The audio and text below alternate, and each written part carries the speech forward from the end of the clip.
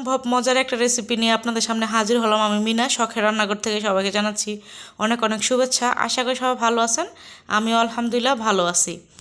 তো এগুলো হচ্ছে কচি জালি পাতা, আমি খুব সুন্দর করে পরিষ্কার করে ধুয়ে কুচি করে কেটে নিয়েছি। আর হচ্ছে সাথে কিছুটা কচু শাক দিয়ে দেবো। তো কচু শাকটাকে আমি আস্ত রেখে ধুয়ে পরিষ্কার করে নিয়েছি, এখন কুচি করে তারপর হচ্ছে এই শাকটার সাথে একসাথে করে আমি খুব সুন্দর একটা পেস্ট তৈরি করে নেব। তো অল্প একটু পানি দিয়ে দিলাম। মাশাল্লাহ খুবই সুন্দর একটা পেস্ট তৈরি করে নিয়েছি, দেখেন কালারটা কতটা সুন্দর।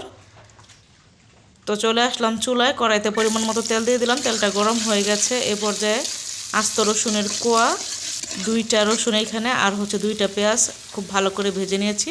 স্বাদ মতো লবণ, হলুদের গুঁড়া, মরিচের গুঁড়া, ধনিয়ার গুঁড়া, আর হচ্ছে ভাজা জিরার গুঁড়া, মশলাটাকে কষিয়ে তারপরে হচ্ছে এখানে দিয়ে দিলাম শাকের যে পেস্টটা ওইটা। এখন কোনো কাজ নেই, শুধু রান্না করে নেওয়ার পালা। আর এটাতে কোনো এক্সট্রা পানিও দেওয়া লাগবে না, কারণ আমি পেস্ট করার সময় তো পানি দিয়েছিলাম, ওই পানিটুকু দিয়েই রান্নাটা কমপ্লিট হয়ে যাবে।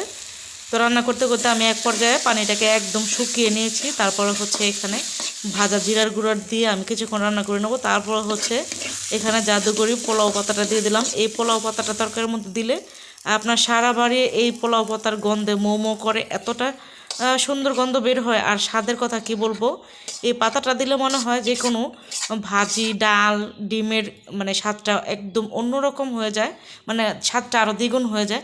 মাশাল্লাহ খুবই সুন্দর দেখা যাচ্ছে, কালারটা দেখেন কতটা সুন্দর হয়েছে। আর সাথে হচ্ছে আস্ত রসুন, সব মিলিয়ে অসাধারণ একটা রেসিপি। তো প্লেটে নিয়ে নিলাম গরম ভাত আর হচ্ছে অনেকটা পরিমাণ শাক।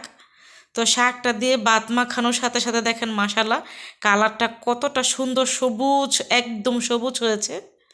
মাশাল্লাহ খেতে অসাধারণ মজা। আমি নিজে খেয়ে তারপর হচ্ছে আপনাদেরকে রিভিউ দিতেছি।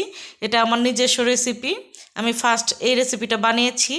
আলহামদুলিল্লাহ আমার কাছে খুবই ভালো লাগছে, তার জন্য আপনাদের সাথে শেয়ার করতেছি। যেটা আমার কাছে ভালো লাগে না সেটার রেসিপি কখনোই আমি শেয়ার করি না।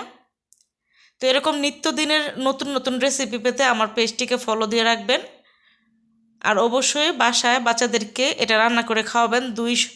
শাকের ভিটামিন কিন্তু একসাথে, সাথে হচ্ছে আস্ত রসুন দাঁতের নিচে পড়ার সাথে সাথে একটা অসাধারণ অসম্ভব মজা ফিল করতে পাচ্ছি। কি বলবো, আমি দেখতে দেখতে কিন্তু এক প্লেট ভাত খেয়ে নিয়েছি।